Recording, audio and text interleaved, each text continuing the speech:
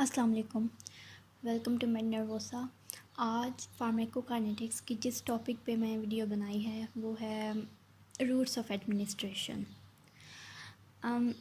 Roots of administration जो follow करता है कोई क्लिनिशियन, वो डिपेंड करता है कि उस ड्रग की प्रॉपर्टीज़ क्या हैं या फिर उस ड्रग से कौन सी थेराप्यूटिक ऑब्जेक्टिव डिज़ायर्ड हैं, कौन से हम थेराप्यूटिक ऑब्जेक्टिव हासिल करना चाहते हैं।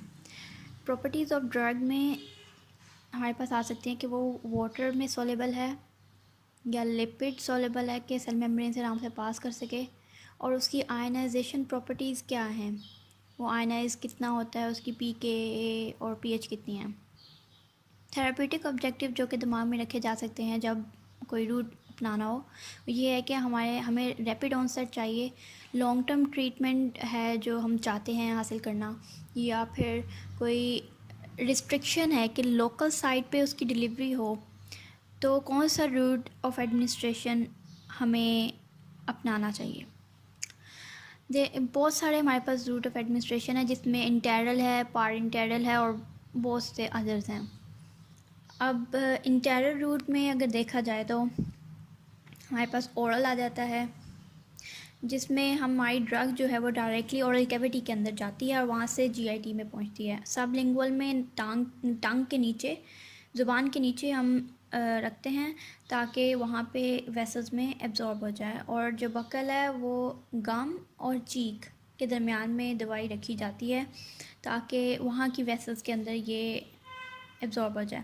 एडवांटेजेस जो हमारे पास इंटेरल रूट के आ सकते हैं उसमें ये है कि ये सेफेस्ट रूट है और मोस्ट कॉमनली यही हम अडेप्ट करते हैं, और इसमें ज़्यादा कोई टेक्निकलिटी नहीं है, जिसकी वजह से कन्वीनियंट है और इकोनॉमिकल भी है। ओरल रूट के एडवांटेजेस में आ जाता है कि ये बहुत कन्वीनियंट है, इसमें कोई टेक्निकलिटी नहीं चाहिए, बस ड्रग को मुंह के अंदर रखना है और उसने जीआईटी में पहुंच जाना है और इनकल्फ कर लेना है हमने। फिर उसके बाद ये कि ये सेल्फ एडमिनिस्टर्ड मीन्स के इसको आराम से खुद ही इंसान एडमिनिस्टर कर सकता है, और टॉक्सिसिटीज़ और ओवरडोज के केस में आराम से एक्टिवेटेड चारकोल से एंटीडोट दिया जा सकता है, एज एंटीडोट दिया जा सकता है। डिसएडवांटेजेस में आ जाता है कि अगर हम इसके पाथवे को देखें और रूट के, तो ये बहुत कॉम्प्लिकेटेड है। उससे पहले पोर्टल सर्कुलेशन में जाना है, फिर लिवर में जाना है, फिर जाके सिस्टेमिक जाना है, और यहाँ का पीएच इतना लो है कि कुछ ड्रग आराम से इनएक्टिवेट हो सकती हैं इसके इन्वायरमेंट में।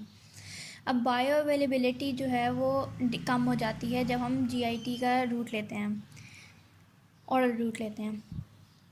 इसको ओवरकम करने के लिए सम ट्रबल्स को हमारे पास कुछ टेक्निक्स हैं, जैसे कि इंटेरिक कोटेड प्रिपरेशंस हैं, जिसमें केमिकल इन्वेलप जो होता है वो एसिड से प्रोटेक्ट करता है या तो ड्रग को, ताकि वो डिग्रेड ना हो, या फिर वो जो केमिकल इन्वेलप है वो स्टमक को इरिटेशन से प्रोटेक्ट करता है, जैसे कि ओमेप्राजोल है जो कि हमारे पास प्रोटॉन पंप इनहिबिटर है। ये इजीली डिस्ट्रॉय हो जाता है स्टमक में। अगर इसके ऊपर केमिकल इन्वेलप प्रोटेक्शन वाले ना लगे हों तो इसकी जो एब्जॉर्प्शन भी इसीलिए नहीं हो पाएगी, क्योंकि इसकी एब्जॉर्प्शन के लिए इसका इंटीग्रेटेड फॉर्म में होना, इसका साबित जैसी आई है वैसे ही रहे, इसकी डिसइंटीग्रेशन ना हो, तो वो आराम से एब्जॉर्ब हो सकती है उसी फॉर्म में। क्योंकि अगर इसे अपने रिसेप्टर जो कि पैराइटस सेल्स के कैनेलिकुलाई में प्रेजेंट हैं, प्रोटॉन पम्प्स, उस पर अगर जाके लगना है तो इसे पहले सिस्टेमिक ब्लड में पहुंचना है और वहाँ से सेल के अंदर जाएगी, एब्जॉर्ब होगी, और वहाँ से फिर ये पहुंचेगी अपने कैनेलिकुलाई में पैराइटस सेल्स के। सो कोड जो है वो डिज़ोल्व ही इंटेस्टाइन में होता है, वहाँ पे एब्जॉर्ब होता है। एस्पिरिन जो है एनसेड है जो कि स्टमक को इरिटेट कर सकते हैं, तो जो कोट इसके ऊपर होता है वो प्रोटेक्ट करता है स्टमक को इसकी इरिटेटिंग नेचर से।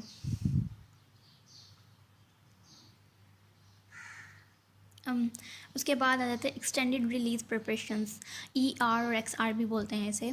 इसमें इंग्रेडिएंट्स ऐसे डाले जाते हैं या केमिकल इन्वेलप ऐसा लगाया जाता है, डाला जाता है ड्रग के ऊपर कि कोटिंग डल जाती है, जिससे कि रिलीज़ वो स्लोली होती है ड्रग, तो हमारे पास प्रोलॉन्ग्ड सस्टेन्ड ड्रग का एक्शन मिलता है, जो अगर प्लाज्मा में लेवल को एकदम से ज़्यादा या कम होने से रोकता है, जो कि हमारे पास दूसरी फॉर्म की ड्रग में होता है। ये कंप्लायंस को इंक्रीज़ करता है क्योंकि फ्रीक्वेंसी कम हो जाती है, थोड़ी मकदार में, थोड़ी बारी में ही हमारे पास desired effect, prolong desired effect आ जाते हैं। जिस तरह कि मॉर्फिन की हाफ़ लाइफ 2 से 4 घंटे है, जब 6 डोजेज़ हमें चाहिए होती हैं नॉर्मली, अगर इसकी एक्सटेंडेड रिलीज़ प्रिपरेशन ना ली जाए पेन रिलीफ के लिए इंटायर डे की। लेकिन अगर ER प्रिपरेशन ली जाए मॉर्फिन की, तो इसके लिए हमें सिर्फ 2 डोजेज़ चाहिए होती है, पूरे दिन का तकलीफ़ से हमें आराम मिलता है। सबलिंगुअल और बक्कल रूट, इसमें एब्जॉर्प्शन हमारे पास डायरेक्टली वेसल्स में सिस्टेमिक सर्कुलेशन में जाती है, क्योंकि वेसल्स जो हमारे पास माउथ के फ्लोर के में प्रेजेंट होती हैं या चीक में प्रेजेंट होती है, वहाँ पे डायरेक्टली एब्जॉर्ब होती है, और फिर इसकी वजह से फर्स्ट पास इफ़ेक्ट, इसकी वजह से बायो अवेलेबिलिटी डिक्रीज़ नहीं होती सबलिंगुअल बक्कल रूट में। पारेंटेरल रूट, इसके एडवांटेजेस में ये आता है कि वो ड्रग्स जो हमारे पास GIT में एब्जॉर्ब नहीं होती, जैसे कि हेपेरिन, वो हमारे पास हम पारेंटेरल रूट से लेते हैं, और वो ड्रग्स जो कि अनस्टेबल हैं GIT में, वो भी हम पारेंटेरल रूट से ले सकते हैं, जैसे इंसुलिन। अनकॉन्शियस पेशेंट, अगर कोई पेशेंट बेहोश है तो उसमें भी पारेंटेरल रूट को हम अपनाते हैं, और रैपिड ऑनसेट अगर डिज़ायर्ड हो तो भी पारेंटेरल रूट लिया जाता है। डिसएडवांटेजेस ये हो सकते हैं कि इन्फेक्शन इससे फैल सकता है अगर सेप्टिक कंडीशंस को ना दिमाग में रखा गया हो, और टिश्यू डैमेज हो सकता है, और इसमें रिवर्सिबिलिटी या एंटीडोट देना भी मुश्किल होता है। पारेंटेरल रूट में IV आती है, IM आती है, और SC। IV means intravascular, intravenous और बिकॉज इसमें एडवांटेजेस क्या आ जाती हैं कि जो मोस्ट कॉमनली यही रूट अपनाया जाता है जब हम पारेंटेरल में से कोई रूट चूज़ कर रहे हो, तो इंट्रावीनसली ही ज़्यादातर चूज़ किया जाता है। अनकॉन्शियस पेशेंट में भी हम इंट्रावीनस को प्रेफर करते हैं, और GIT इरिटेटिंग ड्रग्स अगर एडमिनिस्टर करनी हो तो डेफिनेटली IV को प्रेफर किया जाता है rather than taking oral or other route।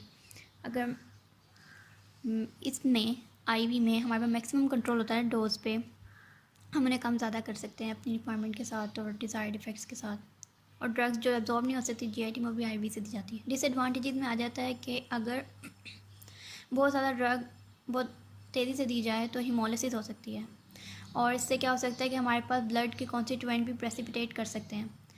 Oily substances इसमें यूज़ नहीं हो सकती एडमिनिस्टर करने के लिए, और इन्फेक्शन हो सकता है। रोकुरोनियम जो है न्यूरो मस्कुलर ब्लॉकर है, जो हमारे GIT में एब्जॉर्ब नहीं होता, इस वजह से हम इसे IV के थ्रू देते हैं। IM इंट्रामस्कुलर एडमिनिस्ट्रेशन में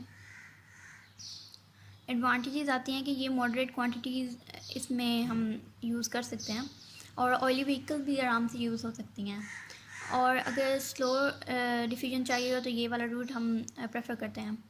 डिसएडवांटेजेस ये है कि हेमरेज कर सकते हो, पेनफुल हो सकता है, इंट्रामस्कुलर हेमरेज हो सकता है, पेनफुल हो सकता है। अगर एक्वस रूट लिया जा रहा है, एक्वस मीडियम इस्तेमाल किया जा रहा है, तो रैपिड एब्जॉर्प्शन होती है। अगर डिपोर्ट्स की प्रिपरेशन इस्तेमाल की जा रही है तो सस्टेन्ड स्लो हमारे पास एब्जॉर्प्शन हो जाती है, जिसकी वजह से हमारे पास जो प्लाज्मा का लेवल है वो सस्टेन्ड रहता है। अब डिपोर्ट्स प्रिपरेशन क्या होती हैं? Suspension of drug in the non aqueous means polyethylene glycol वाली, अगर ऑयली व्हीकल इस्तेमाल हो रही हैं ड्रग को कैरी करने के लिए in the form of suspension, तो इसे हम डिपोर्ट्स कहते हैं। इसमें क्या होता है कि ऑयली व्हीकल डिफ्यूज़ हो जाते हैं आराम से मसल में से, out of the muscle diffuse कर जाते हैं, बाकी जो रह जाती है वहाँ पे वो ड्रग कंसनट्रेटेड फॉर्म वहाँ पे इंजेक्शन साइट पे रहती है। हेलोपेरिडोल और मेड्रोक्सीप्रोजेस्टेरोन जो कि एक डिपोर्ट है, IM के थ्रू दी जाते हैं। SC सबक्यूटेनियस रूट वही रूल फॉलो करता है, एब्जॉर्प्शन का वही मैकेनिज़्म फॉलो करता है जो IM करता है, which is diffusion, simple diffusion. ये एक्चुअली उन चीज़ों के चांसेस को कम कर देता है जो कि हमारे पास IV में देखे जाते हैं, जैसे कि हिमोलिसिस, थ्रोम्बोसिस, और ये मगर कर सकता है कि हमारे पास वेयर पेन हो, इरिटेशन हो सकती है SC में, और नेक्रोसिस हो सकती है, सेल डैमेज हो सकता है at the site of administration. Heparin और इंसुलिन इसके थ्रू दी जाती हैं, एससी के थ्रू सबक्यूटेनियसली। अदर रूट्स में हमारे पास बहुत सारे आते हैं, जिसमें 6 यहाँ पे है। oral inhalation, nasal inhalation, intrathecal or intraventricular route. Fourth is topical, and fifth is the transdermal. Sixth is rectal route. First, the oral inhalation. Oral inhalation those drugs जो कि गैशियस होती हैं, जैसे कि एनेस्थेटिक, और जो इजीली हमारे पास aerosol में डिस्पर्स होती हैं, वो उन्हें ओरल इन्हेलेशन के थ्रू लेते हैं। जैसे कि रैपिड एब्जॉर्प्शन, और अगर इफ़ेक्टिवनेस आईवी की जितनी चाहिए हो तो ओरल इन्हेलेशन जाती है। रैपिडली एब्जॉर्ब हो जाता है रिस्पायरेटरी ट्रैक और उसकी मिकोजा में। एल्ब्यूटेरॉल जो कि हमारे पास ब्रोंकोडायलेटर है, ये भी ओरल इन्हेलेशन से एडमिनिस्टर होता है। फ्लूटेकोसोन एक कॉर्टिकोस्टेरॉइड है, ये भी ओरल इन्हेलेशन से एडमिनिस्टर होता है। नेज़ल इन्हेलेशन ओरल इन्हेलेशन की ही तरह है, बट ड्रग जो है वो डायरेक्टली हमारे पास नेज़ल कैविटी में एडमिनिस्टर की जाती है, वहीं पे स्प्रे होती है, तो वहाँ से ये आगे ट्रैवल करती है। ऑक्सीमेटाज़ोलिन एक नेज़ल डिकंजेस्टेंट है। एंड मोमेटासन फ्यूरोएट जो कि एक अगेन कॉर्टिकोस्टेरॉइड है, जैसे कि फ्लूटेकोसोन था।